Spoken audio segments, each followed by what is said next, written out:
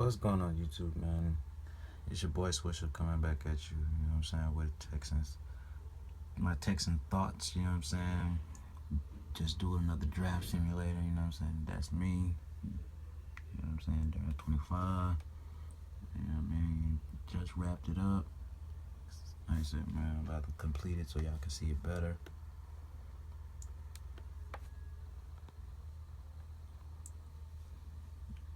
You know what I mean?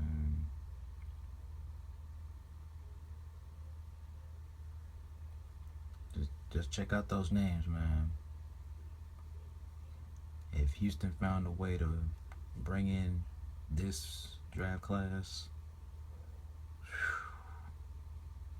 we'll be set up to win for a long time. Again, like I said, just take note, man. All right. And again, I'm limited on certain players, man. Like I said,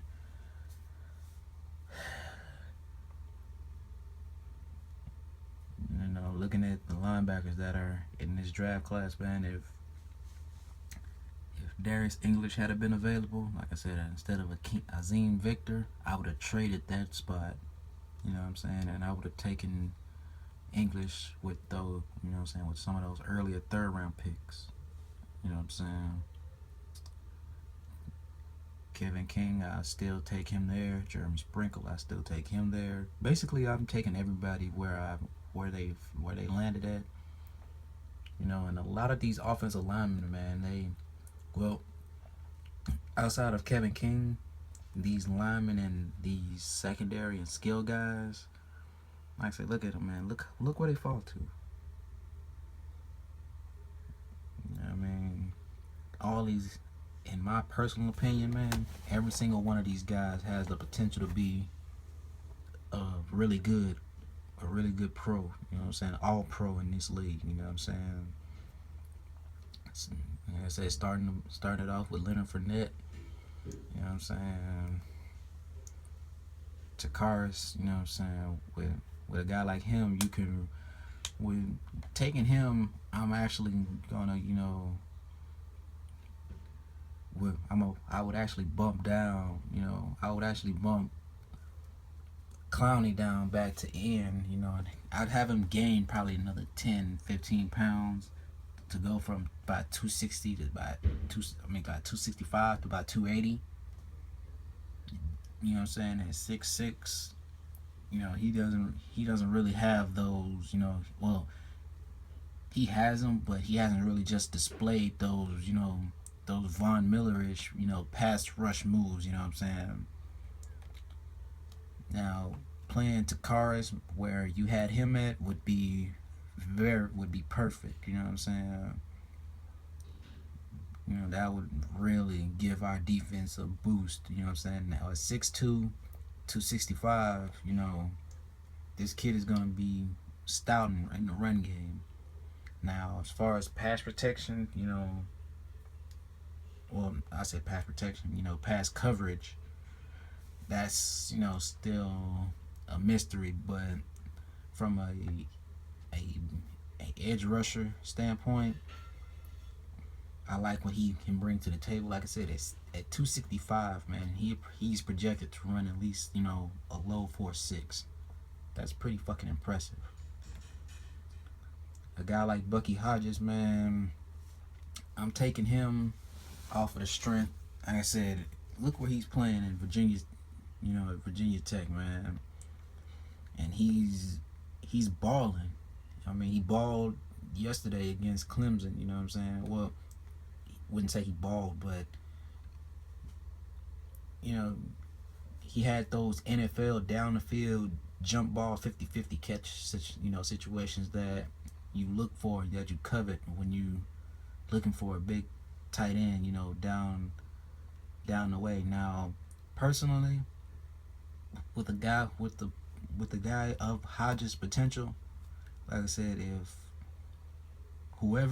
if he doesn't go in the first round, and if he isn't the first person taken in the second round, in fact, if him and OJ are still on the board, I'm trading for back-to-back picks so that I can get two of those guys.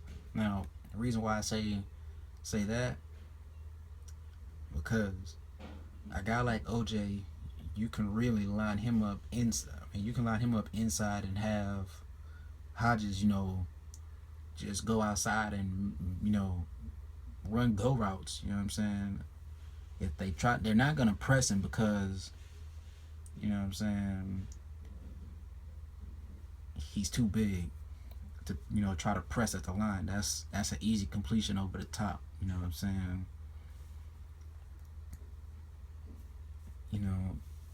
Like I said, these two guys, man, they give you that potential to get, and I know this isn't ideal, when it comes to football strategy, but it works and it can get you down the field in a hurry when you need it. Like I said, both guys give you that downfield, pass interference calls, you know what I'm saying, that and they have a high chance of getting them because of, their size and how they can box out defenders, Now, let's see, is anybody that okay, yeah, with the corners that I took.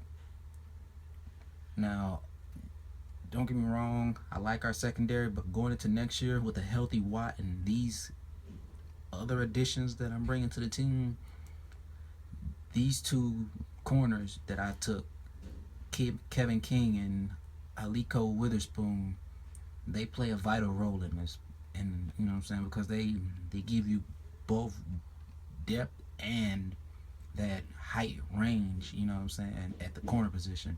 Both guys standing at 6'3".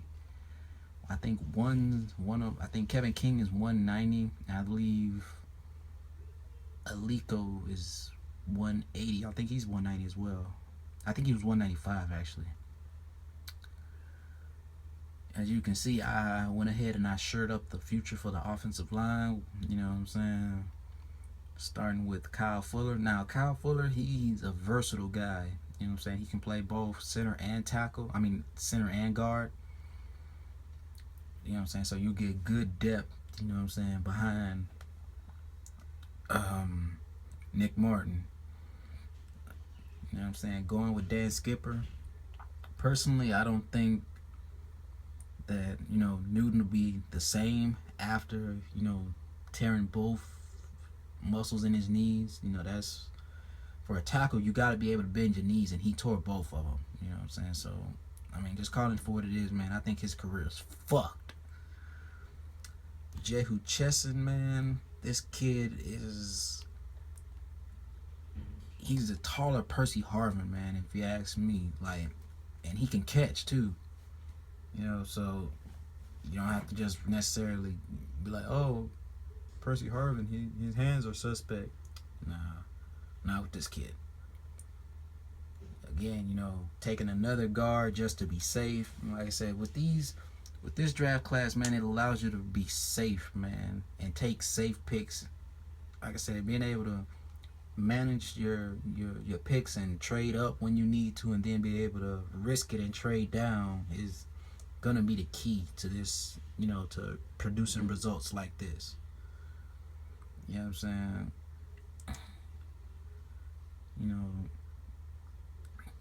Greg Ward is one guy that's, like I said, of course they have him, going as a receiver, but if I'm Bill O'Brien, I'm thinking, okay, well, Seattle, you know what I'm saying, turned Russell Wilson into a star NFL quarterback. Personally, I believe Greg Ward can do the same thing. Now, he will have to tack on a lot of weight, you know what I'm saying, going from, I believe, 190 to like, for his size, about 210, maybe 215 will be ideal, for his size, that what, 5'11", about 215, that'll be, good quarterback,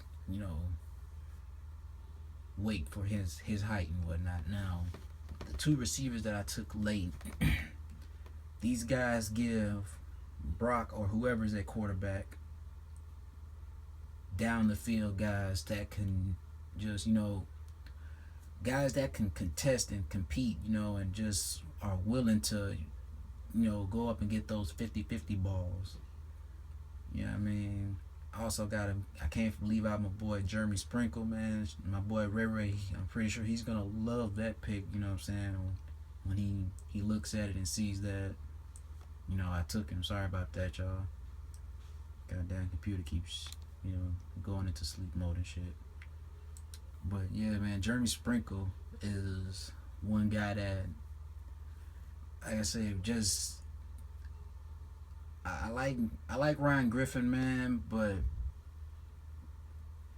again, this draft class. It gives you that ability and that flexibility to rely on a lot of young guys to step in and play early.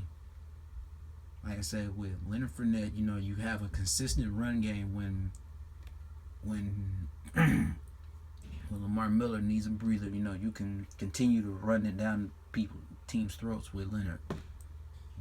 You want a consistent pass rush, consistent run edge setter. Takaris McKinley is your man. You want a downfield target in a big tight end from a very big tight end. Bucky Hodges is your answer. You want a Myles Garrett 2.0? Deshaun Hall is your pick. You know what I'm saying? You want to go inside linebacker? Azim Victor is your pick.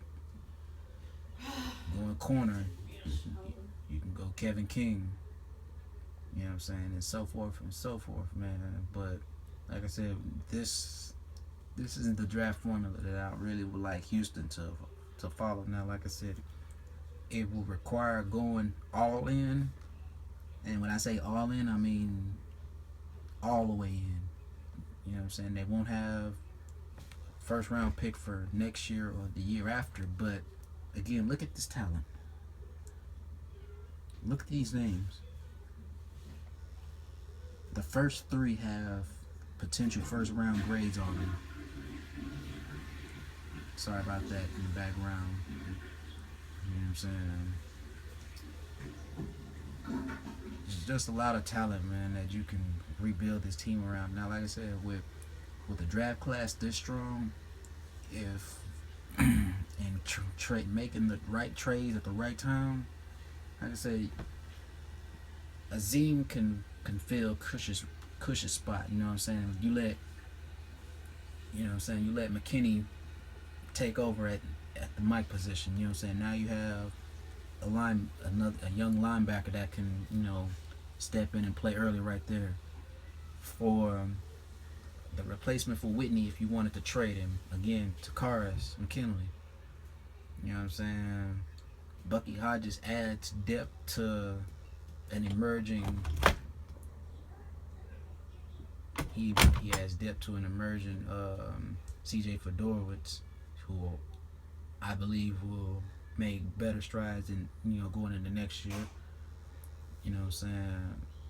But I'm rolling up on a lot of time, man. Down there going on 14 minutes, 13 and a half. But as for usual, man, like, sub, peace, man. Shout out to the Texans, and please go all in and make this happen. It can work. Shit.